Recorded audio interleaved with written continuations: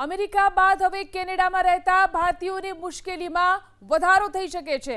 10 લાખ ભારતીયો પર કેનેડામાં હકાલપટ્ટીની તલવાર લટકી રહી છે।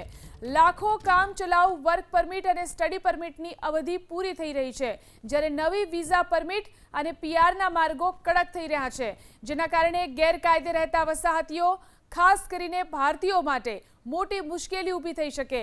મિસિસોગા સ્થિત ઇમિગ્રેશન કન્સલ્ટન્ટ અનુસાર 2026ના મધ્ય સુધીમાં ઓછામાં ઓછા 10 લાખ ભારતીયો પોતાનો કાનૂની દરજ્જો ગુમાવી શકે છે। આ અનુમાન ઇમિગ્રેશન, રેફ્યુજીઝ એન્ડ સિટીઝનશિપ કેનેડાના આંકડા ઉપર આધારિત છે, જે દર્શાવે છે કે 2025ના અંત સુધીમાં લગભગ 10.53 લાખ વર્ક પરમિટ સમાપ્ત થઈ ચૂકી છે, જ્યારે 2026માં વધુ 9.27 લાખ વર્ક પરમિટ સમાપ્ત થવાની છે। એવો પણ દાવો કરવામાં આવ્યો છે કે કેનેડામાં કુલ 20 લાખ લોકો ગેરકાયદેસર રીતે રહેતા હોઈ શકે છે, જેમાંથી લગભગ અડધા ભારતીયો હશે।